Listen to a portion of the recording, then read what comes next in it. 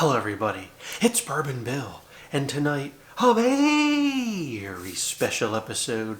We're diving into one of the newest, hottest double oak releases, and no, it's not Peerless, it's Bardstown Bourbon Company Discovery 13. This happens to be a bottle of the 12, but big shout out to John Ford. Thank you, sir. He sent me a sample of Disco 13, along with a few other Disco samples, and we'll compare it to the 12 and, whatever else he sent tonight to see if it's the best dang thing around. Well, look, Discovery Series is, the blended source component of Bardstown's offering these days. They're always pretty expensive. They always have, kind of unique mash bills, unique sources. This year, it's their first double oak in the Discovery Series. Got this fancy, silver label on there. It's a blend of 8 to 15-year-old, all Kentucky in there. And then it's finished in American and Hungarian oak for that double oakiness, so that's pretty good. MSRP is about $140 a bottle. Boy, it better deliver. Now, it's 8 to 15 year, most of it is 9 year. Yeah, so it's 80% 8, 9 year and 20% 15 year. So hey, 20%, still a good number, It's not a good grade in school, but it's still a good number. So let's see how it is. Got it poured up here. She is pretty dark on the nose of the double oak Disco 13, and that Bourbon Bill loves a good double oak on the nose. Oh, she smells good, boys and gals. Nice, rich oak scent. Not well-aged oak, though, so don't be fooled by the 20% 15 year. I'm not getting a ton of age on this. It's very much like raisins, dates. A nice dark quality to it. Almost like burned caramel, buttered and burned caramel. That's a specific note. Just fatty and rich on the nose. There wants to be this dark black forest cherry thing going on, but it's not chocolate really. It's a pretty good nose, gotta say. Down the hatch. Oh, that's good. Oh, that's a good double oak. A lot of oak spice on the back end here.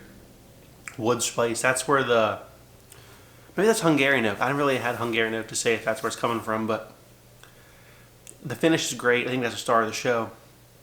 I get some chocolate, some raisin date, like this really dark cherry, almost like a maple syrup covered cherry note kind of, and then just a lot of that wood and oak spice. This is fantastic. Bourbon Bill's rating, I think, is going to be an A-, and we're going to say an A- because of the price. $140 hair seems steep, and I know there's 15 year in here, but I have a feeling this is going to fall a little short on the double oak comparisons tonight that are all cheaper. And this is limited, but it's probably going to be out there. So findability, it'll be all right. Not the best. Some of these things that we're going to compare to tonight are going to be more findable.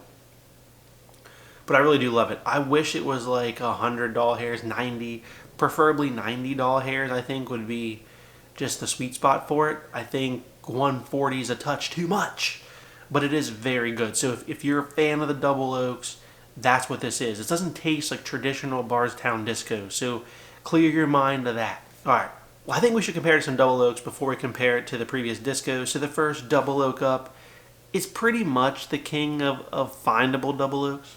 Peerless double oak bourbon, available for about $85 to $90 hairs in a lot of places now. This is batch 15, coming in at 108.8 proof, compute 54.4% alcohol by volume. And like an idiot, I forgot to tell you what the batch Disco 13 proof was. 110.8, compute 55.4% alcohol by volume. So extremely close here. 2 proof points off. That's it. Oh man, now this will be the comparison that I think is worth noting, and why I say, look, Peerless is never cheap. This is expensive. This is not a blend of 8 to 15-year-old, probably much younger. I think at the most this would be like an 8, at the most. So the Bardstown blend's got that going for it. Peerless double oak bourbon on the nose. Oh, but it ain't worse. That's the problem, folks. This is all chocolate, cinnamon, and that heavy oak, double oak wood to it. I don't know, boys and gals.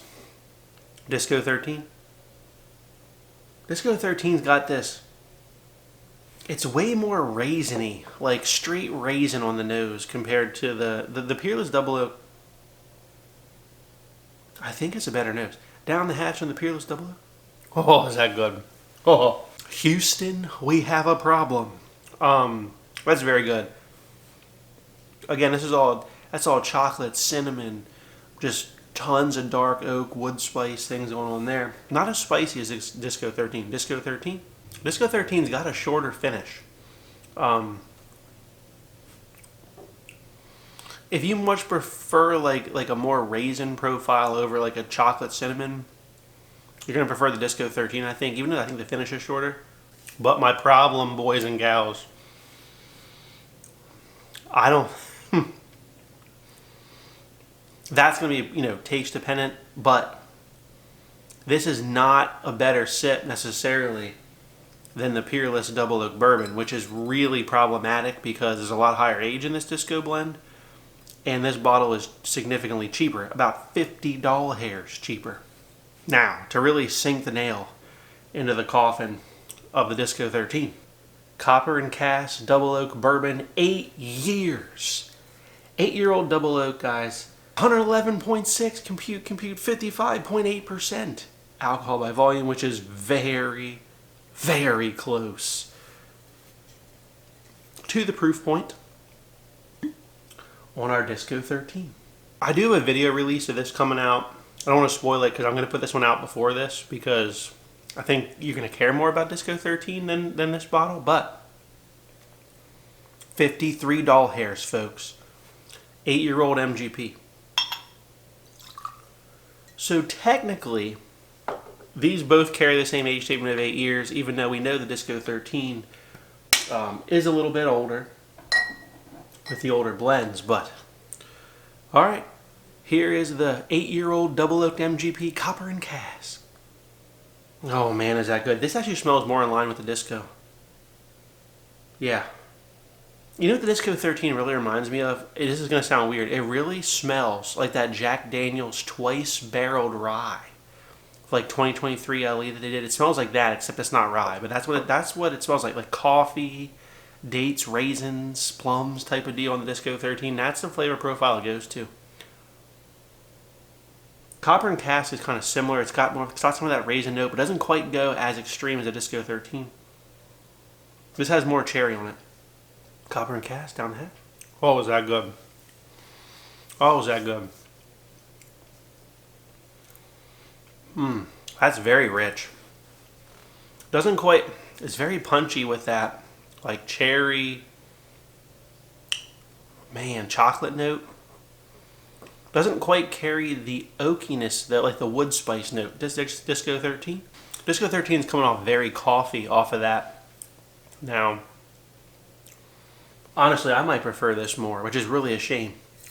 This is $90 hairs less. Now, this was a pick specs number 2, but I mean, maybe you can find a pick at your local store of the 8-year Double Oak. I don't know. But what's this going to be at most? Like $75 hairs? So, gosh, a better deal than the Peerless even. And we'll just let that sit for a second. That is what the problem is with Disco 13. They went a different direction, which is cool. Double Oak, love Double Oak. It's very good, okay? By itself, if you like Double Oaks, you're going to like it, okay? If you like that dates, raisins, coffee, direction for Double Oaks, I do. It's good. I like it. Problem is, a lot of the stuff you compare it to is cheaper. And therefore, I don't know. I think it's a try before you buy. I gave it an A-. Maybe it feels more like a B+, in comparison to those other things. That is what it is. Now, for other comparisons tonight. Disco 12, the last release. I actually own this bottle. This one is 115.2, compute, 57.6% alcohol by volume, same MSRP of 140. This one is 6 to 14 year. All Kentucky. I'm sorry, well, yes, all Kentucky. Only 8% is 6 year, though. 10 to 14% would be 92% of the blend. So an older blend mix, and 48%, or roughly half, is 14 years. So that's a better blend. It's not double oaked. I get it. It's not double oaked. Disco 12. I like this bottle a lot, but it did not fare well in my top 10 bourbons of the year, sadly. On the nose of the Disco 12 last year. Oh, man. A lot more oak. This is more traditional bourbon. It's got caramel, oak, brown sugars down the hatch. Oh, gosh, that's good. Caramel, leather, oak, a little bit of citrus on that. That's fantastic. I think that's better than Disco 13. Disco 13? Disco 12 is better. It's hard to compare because one's double oak, one's not, but Disco 12 is a better put together sip, which actually brings the age. The problem with Disco 13 is it doesn't I know it's a lot of 9-year. It's 20% 15-year. I just don't get the age note on it. Like it didn't drink older than the 8-year Copper and Cask. It didn't drink older than this single barrel is probably 8 of the Peerless, or maybe like the 6 to 7-year Peerless batch. It didn't drink any older than them. And 20% of it was 15-year. Like, what? What? It must be buff turkey. It must be buff turkey in there to be that shitty at 15 years old. What can you say? All right, courtesy of John, we have Disco 11 for those that preferred 11 over 12. I'll pour that up here in the blue as well since I finished the 12. On the nose for Disco 11, I like Disco 11. I reviewed this when it came out. This is maybe a little bit oakier and more citrus drip. Interesting. Down the hatch. It's drier. I prefer 12 more. 11's got a good amount of oak to it though, a touch more than 12. And it's got like a citrus thing too, but it's a little bit drier. I think it's pretty good. I think it's also better than the 13, to be honest. Yeah, the 13 is just honestly smelling young now, even compared to the 11 and the 12. I think the 11 and the 12 are better than the 13, but I do applaud them for going a different direction, I must say. I think it's pretty cool they went with a double oak. I think they needed more than 20% 15-year. Like, I want to see, they shouldn't have used, I don't know, whatever they used for 15-year didn't carry its age well, and I'm guessing it's buff turkey. Double feature tonight is the Bardstown Ferrand Cognac. Poured it up here in the blue. Okay, this one is 111.8 proof. This is like batch 2. They did a Ferrand a while ago. This is the second batch of the Bardstown Ferrand. Alright, so the blend on this, everybody, is a 6 to 12 year. 73% is a 9-year Kentucky. So it's mostly a 9-year Kentucky. 10% 11-year Kentucky. 10% 12-year Kentucky. And 7% is a 6-year 95.5 Bardstown rye. That's interesting. So it's really a burr rye. So that's a nice blend. Finished for 15 months in a Maison Ferrand Cognac barrel. So that's a nice finish time. Over a year. That's what I like to see. Sagamore really sets the standard for finishes and stuff. And 15 months is good. I think it's on the borderline low end of good, but it's good. Same price, $140 for this. My God, does this smell good though. Wow, you get the rye spice. Just a lot of stone fruit. A lot of caramel. Why is there so much rye spice? I get the cognac is adding like a nice grapiness to this that, wow, really elevates the nose. I dig this. This might be better than the Disco 13. Down the hatch on the Ferrand. Oh, that's good. Oh, that's good. That's better than Disco 13. Wow. Wow, what a beautiful integration of the finishing with the whiskeys here. Wow, okay. The first thing I get is like a hit of cognac on the palate. I get like this white grapiness that's really nice. And then I just get like caramel, oak, a little bit of leather, rye spice, all just intermixed perfectly. That's an A+ from Bourbon Bill. I would buy that. I think 140s, it's steep, but man, is that good. Man, is that good. Oh, yeah. Yeah, buy that versus a Disco 13. Disco 13 right here. Disco 13 smells a little bit like youthy now compared to smelling this Ferrand. Wow. Good job, Bardstown, on this Ferrand. I really do dig this.